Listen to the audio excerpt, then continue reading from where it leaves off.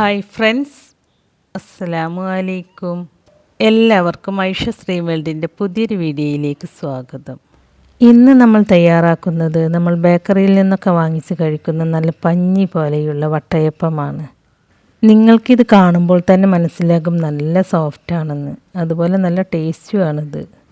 അപ്പോൾ നിങ്ങൾ വട്ടയപ്പമൊക്കെ ഉണ്ടാക്കിയിട്ട് റെഡി ആയിട്ടില്ലെങ്കിൽ ഈ രീതിയിലൊന്ന് ചെയ്തു നോക്കൂ കേട്ടോ. നല്ല പെർഫെക്റ്റായിട്ട് തന്നെ കിട്ടും. നമ്മുടെ ഇന്നത്തെ ഈ വീഡിയോ നിങ്ങൾക്ക് ഇഷ്ടമാവുകയാണെങ്കിൽ ലൈക്ക് ചെയ്യുകയും നിങ്ങളുടെ ഫ്രണ്ട്സിനും ഫാമിലിയിലേക്കൊക്കെ ഒന്ന് ഷെയർ ചെയ്ത് കൊടുക്കുകയും അതുപോലെ ചാനൽ സബ്സ്ക്രൈബ് ചെയ്യാതെ ആരെങ്കിലും കാണുന്നവരുണ്ടെങ്കിൽ സബ്സ്ക്രൈബ് ചെയ്ത് സപ്പോർട്ട് ചെയ്യാനൊന്നും മറന്നു പോകരുത് കേട്ടോ. അപ്പോൾ നമുക്ക് നോക്കാം നല്ല സോഫ്റ്റ് വട്ടയപ്പം എങ്ങനെയാണ് തയ്യാറാക്കിയെടുക്കുന്നതെന്ന്. വട്ടയപ്പം റെഡിയാക്കാനായിട്ട് ഞാനിവിടെ 240 ml കപ്പിൽ 2 കപ്പ് പച്ചരിയാണ് എടുത്തിട്ടുള്ളത്. നിങ്ങളുടെ അടുത്ത് അളവ് കപ്പില്ലെങ്കിൽ ഒരു ഗ്ലാസ്സിൽ അളന്നെടുത്താലും മതി. അപ്പോൾ ബാക്കി ചേരുവകളും ആ ഗ്ലാസ്സിനനുസരിച്ച് ചേർത്ത് കൊടുക്കണമെന്ന് മാത്രം. ഇപ്പോൾ ഞാൻ ഈ പച്ചരി ഒരു 3-4 വെള്ളത്തിൽ നന്നായിട്ട് കഴുകിയെടുത്തിട്ടുണ്ട്. ഈ അരിയിൽ കുറച്ചധികം വെള്ളം ഒഴിച്ച് കൊടുത്തിട്ട് ഇതൊന്ന് കുതിർന്ന് കിട്ടാനായിട്ട് ഒരു 4 മണിക്കൂർ നമുക്കിവിടെ അടച്ച് വെക്കാം. 4 മണിക്കൂറിന് ശേഷം നമുക്ക് ഈ അരി നന്നായിട്ട് കുതിർന്ന് കിട്ടിയിട്ടുണ്ട്. ഇനി നമുക്കിതൊരു മിക്സിയുടെ ജാറിലിട്ട് കൊടുത്തിട്ട് നന്നായിട്ടൊന്ന് അരച്ചിട്ടെടുക്കണം. പിന്നെ ഞാനിവിടെ ഒരു 1/4 കപ്പ് അവലെടുത്തിട്ടുണ്ട്.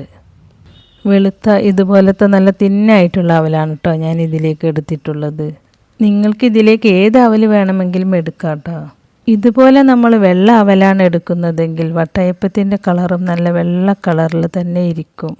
ഇനി ഈ അവലിലേക്ക് കുറച്ച് വെള്ളം ഒഴിച്ച് കൊടുത്തിട്ട് ഇതൊന്ന് കഴുകിയെടുത്തതിന് ശേഷം ഇത് കുതിരാൻ വേണ്ടിയിട്ട് വെക്കാം. ഇനി നമുക്ക് ആദ്യം നമ്മൾ കുതിർത്തെടുത്ത പച്ചരി ഒരു മിക്സിയുടെ ജാറിലേക്ക് ഇട്ട് കൊടുത്തിട്ട് അരച്ചിട്ടെടുക്കാം. ഞാനിവിടെ 2 ബാച്ചായിട്ടാണ് കേട്ടോ ഈ പച്ചരി അരച്ചെടുക്കുന്നത്. അപ്പോൾ ആദ്യം ഈ മിക്സിയുടെ ജാറിലേക്ക് കുറച്ച് പച്ചരി ഇട്ട് കൊടുത്തിട്ട് ഇതിലേക്ക് ഒരു 1/2 കപ്പ് വെള്ളം ഒഴിച്ച് കൊടുത്തിട്ട് ഈ പച്ചരി ഞാൻ നന്നായിട്ടൊന്ന് അരച്ചെടുക്കുകയാണ്. ഇപ്പോൾ ഞാനിത് നല്ല ഫൈനായിട്ട് തന്നെ അരച്ചെടുത്തിട്ടുണ്ട്. ഇത് ഒരുപാട് അങ്ങോട്ട് ലൂസിലുമല്ല, എന്നാൽ ഒരുപാട് കട്ടിയിലുമല്ല, അത്യാവശ്യം ചെറിയൊരു കട്ടിയിൽ ഇത് നന്നായിട്ടൊന്ന് അരച്ചെടുക്കുക കേട്ടോ. ഇനി നമുക്കിതൊരു പാത്രത്തിലേക്ക് ഒഴിച്ചു വെക്കാം. എന്നിട്ട് നമുക്ക് ബാക്കിയുള്ള അരിയും ഇതുപോലെ അരച്ചിട്ടെടുക്കാം. ഇപ്പോൾ ഞാൻ മുഴുവൻ അരിയും ഈ മിക്സിയുടെ ജാറിലേക്ക് ചേർത്ത് കൊടുത്തിട്ടുണ്ട്. നമ്മൾ അരി അരച്ചെടുക്കാൻ മൊത്തത്തിൽ 3/4 കപ്പ് വെള്ളമാണ് എടുത്തിട്ടുള്ളത്. അതിൽ നിന്നും 1/2 കപ്പ് വെള്ളം ആദ്യം അരി അരച്ചപ്പോൾ ഒഴിച്ചു കൊടുത്ത് ബാക്കി 1/4 കപ്പ് വെള്ളം ഞാനിപ്പോൾ ഈ അരി അരച്ചെടുക്കാനായിട്ട് ഒഴിച്ചു കൊടുത്തിട്ടുണ്ട് കേട്ടോ. അപ്പോൾ ഇത് കണ്ടില്ലേ, നമ്മൾ ആദ്യം അരച്ചെടുത്ത ആ ഒരു കട്ടിയിൽ തന്നെ ഞാൻ ഇതും അരച്ചെടുത്തിട്ടുണ്ട്. ഞാൻ ഈ ഒരു മാവും ഈ ബൗളിലേക്ക് തന്നെ ഒഴിച്ചു കൊടുത്തിട്ടുണ്ട്. ഇനി വേറൊരു പാത്രം എടുത്തിട്ട് അതിലേക്ക് നമ്മളിപ്പോൾ അരച്ചെടുത്തിരിക്കുന്ന ഈ മാവിൽ നിന്ന് 3 ടേബിൾ സ്പൂൺ മാവ് എടുത്തിട്ട് ഒഴിച്ചു കൊടുക്കുക. അതിനുശേഷം ഈ പാത്രത്തിലേക്ക് ഒരു 3/4 കപ്പ് വെള്ളം ഒഴിച്ച് കൊടുത്തിട്ട് നന്നായിട്ട് ഈ മാവൊന്ന് മിക്സ് ചെയ്തെടുക്കുക. ഈ മാവ് നമുക്ക് കപ്പി കാച്ചി എടുക്കാനുള്ളതാണ്. അപ്പോൾ ഇതിൽ വെള്ളം കൂടിപ്പോയാലും കുഴപ്പമൊന്നുമില്ല കേട്ടോ. ഇനി ഫ്ലെയിം ഓൺ ചെയ്തിട്ട് തീ നന്നായിട്ട് കുറച്ച് വെച്ചിട്ട് നമുക്ക് ഈ മാവ് നന്നായിട്ടൊന്ന് കുറുക്കിയെടുക്കാം. ഇത് നമുക്ക് നന്നായിട്ട് തന്നെ കുറുകി കിട്ടും. ഇത് നന്നായിട്ടൊന്ന് കുറുകി വരുന്നത് വരെ കൈവിടാതെ തന്നെ ഇളക്കി കൊടുത്തോണ്ടിരിക്കുക കേട്ടോ. ഇത് തീ കൂട്ടി വെച്ചിട്ട് കുറുക്കിയെടുക്കരുത് കേട്ടോ. തീ കൂട്ടി വെച്ച് കുറുക്കിയെടുത്താൽ അടിയിൽ പിടിക്കാനുള്ള ചാൻസ് ഉണ്ട്. അപ്പോൾ തീ കുറച്ച് വെച്ചിട്ട് കൈവിടാതെ തന്നെ ഇതുപോലെ ഇളക്കിക്കൊണ്ടേയിരിക്കുക. ഇപ്പോൾ ഇതൊന്ന് കുറുകി കിട്ടിയിട്ടുണ്ട്. ഈ ഒരു പരുവത്തിൽ വേണം കേട്ടോ ഇത് കുറുക്കിയെടുക്കാനായിട്ട്. അപ്പോൾ ഇത് ഇത്രയും കുറുകി കിട്ടിയാൽ മതി. ഇനി നമുക്ക് ഫ്ലെയിം ഓഫാക്കി കൊടുക്കാം. എന്നിട്ടിത് ചൂടാറി വന്നതിന് ശേഷം നമുക്ക് മിക്സിയുടെ ജാറിലിട്ട് അരച്ചെടുക്കാം. ഇപ്പോൾ നമ്മൾ കുറുക്കിയെടുത്ത മാവ് ചൂടാറി വന്നിട്ടുണ്ട്. ഇത് നന്നായിട്ട് തണുത്തിട്ടൊന്നുമില്ല കേട്ടോ, ഇതൊരു ചെറിയൊരു ചൂടൊക്കെ ഉണ്ട്. അപ്പോൾ നമ്മൾ കുറുക്കിയെടുത്ത മാവ് മുഴുവനും ഞാൻ ഈ മിക്സിയുടെ ജാറിലേക്ക് ചേർത്ത് കൊടുത്തിട്ടുണ്ട്. ഇനി നമ്മൾ നേരത്തെ കുതിരാനായിട്ട് മാറ്റി വെച്ച അവലില്ലേ, അത് ഇതിലേക്ക് ചേർത്ത് കൊടുക്കുക. ഞാൻ ഈ അവൽ കുതിർത്തെടുത്ത വെള്ളം ചേർത്ത് കൊടുക്കണില്ല കേട്ടോ, ഈ അവൽ മാത്രമാണ് ചേർത്ത് കൊടുക്കുന്നത്. പിന്നെ ഇതിലേക്ക് ചേർത്ത് കൊടുക്കുന്നത് 1 കപ്പ് ചിരകിയ തേങ്ങയാണ്. തേങ്ങ നമ്മൾ അത്യാവശ്യം നന്നായിട്ട് തന്നെ ഈ ഒരു വട്ടയപ്പത്തിൽ ചേർത്ത് കൊടുക്കണം, എന്നാൽ മാത്രമേ നല്ലൊരു ടേസ്റ്റ് ഉണ്ടാവുള്ളൂ. ഇനി നമുക്കിതിലേക്ക് 1/2 ടേബിൾ സ്പൂൺ അളവിൽ ഇൻസ്റ്റൻറ്റ് ഈസ്റ്റ് ചേർത്ത് കൊടുക്കാം. അതിൻ്റെ കൂടെ തന്നെ 1/2 കപ്പ് അളവിൽ പഞ്ചസാരയും ചേർത്ത് കൊടുക്കുന്നുണ്ട്. നമ്മളിത് ബേക്കറിയിൽ നിന്നും കിട്ടുന്ന മധുരമുള്ള വട്ടയപ്പമാണ് റെഡിയാക്കി എടുക്കുന്നത്. അതുകൊണ്ടാണ് നമ്മൾ ഇത്രയും പഞ്ചസാര ചേർത്ത് കൊടുത്തത്. ഇതൊരു മീഡിയം മധുരം ഉണ്ടാവുള്ളൂ. ഇനി നിങ്ങൾക്ക് ഇതിലും കൂടുതൽ മധുരം വേണമെന്നുണ്ടെങ്കിൽ അതിനനുസരിച്ച് പഞ്ചസാര ചേർത്ത് കൊടുക്കുക കേട്ടോ. അതല്ല നിങ്ങൾക്കിത് കറി കൂട്ടി കഴിക്കാനാണ് ഇഷ്ടം എന്നുണ്ടെങ്കിൽ അപ്പോൾ ഇത്രയും പഞ്ചസാര ചേർത്ത് കൊടുക്കണ്ട. ഇനി ഇതിലേക്ക് 1/2 കപ്പ് അളവിൽ ഇളം ചൂടുവെള്ളം ഒഴിച്ച് കൊടുക്കുക. ഈസ്റ്റ് പെട്ടെന്ന് ആക്റ്റീവായി കിട്ടാൻ വേണ്ടിയിട്ടാണ് നമ്മളിതിലേക്ക് ഇളം ചൂടുവെള്ളം ഒഴിച്ച് കൊടുത്തത്. ഇനി നമുക്കിത് നല്ല ഫൈനായിട്ട് തന്നെ അരച്ചെടുക്കാം. ഇപ്പം ഞാനിത് നല്ല ഫൈനായിട്ട് തന്നെ അരച്ചെടുത്തിട്ടുണ്ട്. ഇനി ഇത് നമുക്ക് നേരത്തെ അരച്ചെടുത്ത അരിമാവിലേക്ക് ഒഴിച്ച് കൊടുക്കാം. ഇനി ഞാൻ ഇതിലേക്ക് വേറെ വെള്ളമൊന്നും ഒഴിച്ച് കൊടുക്കുന്നില്ല കേട്ടോ. ഇപ്പം നമ്മുടെ മാവിൽ വെള്ളമൊക്കെ കറക്റ്റാണ്.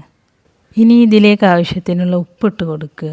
ഉപ്പ് ചേർത്ത് കൊടുക്കുമ്പോൾ ഒരുപാട് ഇട്ട് കൊടുക്കരുത് കേട്ടോ, കാരണം ഇത് മധുരമുള്ള വട്ടയപ്പമാണ്. അപ്പോൾ ഇതിൻ്റെ ടേസ്റ്റ് ബാലൻസ് ചെയ്യാനുള്ളത് മാത്രം ചേർത്ത് കൊടുക്കുക.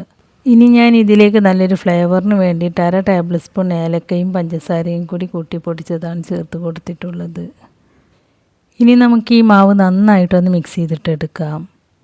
ഇനി നിങ്ങളെടുക്കുന്നത് ഡ്രൈഡ് ഈസ്റ്റ് ആണെങ്കിൽ ഒരു പാത്രത്തിലേക്ക് ഡ്രൈഡ് ഈസ്റ്റും പഞ്ചസാരയും ഇട്ട് കൊടുത്തിട്ട് കുറച്ച് ചൂടുവെള്ളം ഒഴിച്ച് കൊടുത്തിട്ട് 10 മിനിറ്റ് റെസ്റ്റ് ചെയ്യാനായിട്ട് മാറ്റി വെക്കുക. 10 മിനിറ്റിന് ശേഷം ഈസ്റ്റ് നന്നായിട്ട് പൊങ്ങി വരും. പൊങ്ങി വന്നതിന് ശേഷം ഈ മാവിലേക്ക് ഒഴിച്ച് കൊടുക്കുക കേട്ടോ. ഇപ്പം ഞാൻ ഈ മാവ് നല്ല പോലെ മിക്സ് ചെയ്തെടുത്തിട്ടുണ്ട്. ഇനി നമുക്ക് ഈ മാവ് നന്നായിട്ടൊന്ന് പൊങ്ങി കിട്ടാൻ വേണ്ടിയിട്ട് ഇവിടെ അടച്ച് വെക്കാം.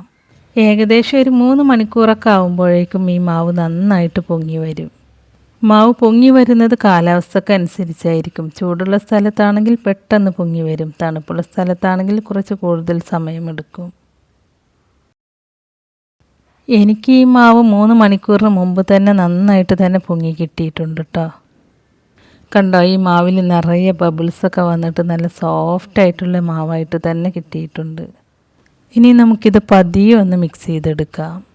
ഇത് ഒരുപാട് അങ്ങോട്ട് മിക്സ് ചെയ്തെടുക്കുകയൊന്നും ചെയ്യരുത് കേട്ടോ. ഇപ്പം ഞാനിതൊന്ന് മിക്സ് ചെയ്തെടുത്തിട്ടുണ്ട്. ഇനി നമുക്കിത് ആവിയിൽ വേവിച്ചെടുക്കാം. അതിനായിട്ട് ഞാനൊരു കേക്ക് ടിൻ എടുത്ത് അതിലേക്ക് കുറച്ച് നെയ്യ് സ്പ്രെഡ് ചെയ്ത് കൊടുക്കുന്നുണ്ട്. അപ്പം ഉണ്ടാക്കിയെടുത്തതിന് ശേഷം ഈ കേക്ക് ടിന്നിൽ ഒട്ടിപ്പിടിക്കാതെ പെട്ടെന്ന് വിട്ടു പോരാൻ വേണ്ടിയിട്ടാണ് നമ്മളിതിലേക്ക് ഓയിലോ നെയ്യോ സ്പ്രെഡ് ചെയ്ത് കൊടുക്കുന്നത്. ഞാൻ ഈ ഒരു തവിക്ക് 4 തവി മാവാണ് ഈ കേക്ക് ടിന്നിലേക്ക് ഒഴിച്ച് കൊടുക്കുന്നത്. ഞാൻ അധികം കട്ടിയില്ലാത്ത വട്ടയപ്പമാണ് കേട്ടോ ഉണ്ടാക്കിയെടുക്കുന്നത്. ഇനി നിങ്ങൾക്ക് ഇതിലും കൂടുതൽ കട്ടിയിൽ വേണമെന്നുണ്ടെങ്കിൽ അപ്പോൾ അതിനനുസരിച്ച് മാവ് ഒഴിച്ച് കൊടുക്കുക. ഇനി നിങ്ങളുടെ അടുത്ത് കേക്ക് ടിന്നില്ലെങ്കിൽ അപ്പോൾ ഒരു സ്റ്റീലിൻ്റെ പ്ലേറ്റ് എടുത്താലും മതി കേട്ടോ. ഇനി നമുക്കിത് സ്റ്റീം ചെയ്തിട്ടെടുക്കാം.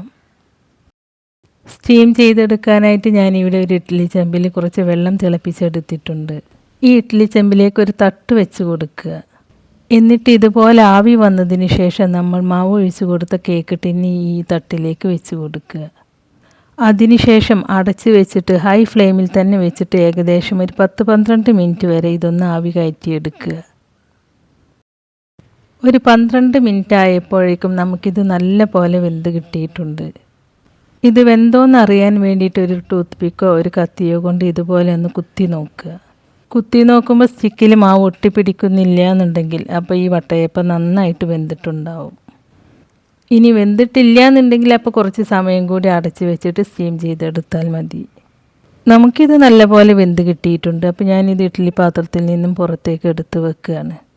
ഇപ്പോൾ ഈ വട്ടയപ്പം നന്നായിട്ട് തണുത്ത് വന്നിട്ടുണ്ട്. ഇനി ഒരു നൈഫ് വെച്ചിട്ട് ഇതിൻ്റെ സൈഡൊക്കെ നമുക്ക് പതിയെ ഒന്ന് വിടിയിച്ച് കൊടുക്കാം.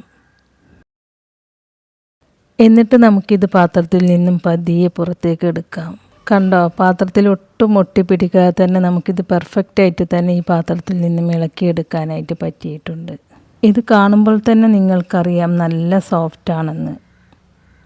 ഇത് കഴിക്കാനും നല്ല ടേസ്റ്റാണ് കേട്ടോ. ഇനി ഇതുപോലെ നമുക്ക് ബാക്കിയുള്ളതും സ്റ്റീം ചെയ്തിട്ടെടുക്കാം. നേരത്തെ ഒഴിച്ചു കൊടുത്തതുപോലെ ഞാൻ ഇതും 4 തവി മാവ് ഒഴിച്ചു കൊടുത്തിട്ടാണ് സ്റ്റീം ചെയ്തെടുക്കുന്നത്. ഇപ്പം ഞാനിവിടെ 2ാമത്തെ വട്ടയപ്പവും സ്റ്റീം ചെയ്തെടുത്തിട്ടുണ്ട്. അപ്പോൾ ഇത്രേ പണിയുള്ളൂ ബേക്കറി സ്റ്റൈലിലുള്ള നല്ല പഞ്ഞി പോലെയുള്ള സോഫ്റ്റ് വട്ടയപ്പം ഉണ്ടാക്കിയെടുക്കാനായിട്ട്. അപ്പോൾ നിങ്ങൾ ഇതുവരെ വട്ടയപ്പം ഉണ്ടാക്കിയിട്ട് റെഡി ആയിട്ടില്ലെങ്കിൽ ഈ രീതിയിലൊന്ന് ഉണ്ടാക്കി നോക്കൂ കേട്ടോ. ഞാനിവിടെ ഈ മാവ് കൊണ്ട് 4 വട്ടയപ്പമാണ് റെഡിയാക്കി എടുത്തിട്ടുള്ളത്. 3 അധികം കട്ടിയില്ലാതെയും ലാസ്റ്റത്തെ കുറച്ച് കട്ടിയിലുമാണ് ഉണ്ടാക്കിയിട്ടുള്ളത്. ഇത് കട്ട് ചെയ്യുമ്പോൾ തന്നെ നിങ്ങൾക്കറിയാൻ പറ്റും എത്രത്തോളം സോഫ്റ്റ് ഉണ്ടെന്ന്. അപ്പോൾ നിങ്ങളെല്ലാവരും ഇതുപോലെ ഒന്ന് തയ്യാറാക്കി നോക്കൂ കേട്ടോ. എന്നിട്ട് അതിൻ്റെ അഭിപ്രായം നമ്മുടെ കമൻറ്റ് ബോക്സിൽ എഴുതി അറിയിക്കാനും മറക്കരുത്. അപ്പോൾ നമ്മുടെ ഇന്നത്തെ ഈ വീഡിയോ നിങ്ങൾക്ക് ഇഷ്ടമായിട്ടുണ്ടാവുമെന്ന് വിചാരിക്കുന്നു. ഇഷ്ടമായിട്ടുണ്ടെങ്കിൽ ലൈക്ക് ചെയ്യുകയും നിങ്ങളുടെ ഫ്രണ്ട്സിനും ഫാമിലിയിലേക്കൊക്കെ ഒന്ന് ഷെയർ ചെയ്ത് കൊടുക്കുകയും അതുപോലെ ചാനൽ സബ്സ്ക്രൈബ് ചെയ്യാതെ ആരെങ്കിലും കാണുന്നവരുണ്ടെങ്കിൽ സബ്സ്ക്രൈബ് ചെയ്ത് സപ്പോർട്ട് ചെയ്യാനൊന്നും മറന്നു പോകരുത് കേട്ടോ. സബ്സ്ക്രൈബ് ചെയ്യുമ്പോൾ കൂടെ കാണുന്ന നോട്ടിഫിക്കേഷൻ ബെല്ല് കൂടി ഓണാക്കി വെക്കുകയാണെങ്കിൽ ഞാൻ പുതിയ റെസിപ്പീസ് അപ്ലോഡ് ചെയ്യുമ്പോൾ അതിൻ്റെ നോട്ടിഫിക്കേഷൻ നിങ്ങൾക്ക് കിട്ടുന്നതാണ്. അപ്പോൾ ഇൻഷാ അല്ലാഹ് പുതിയ റെസിപ്പീസുമായി ഞാൻ വീണ്ടും വരാം. Thank you.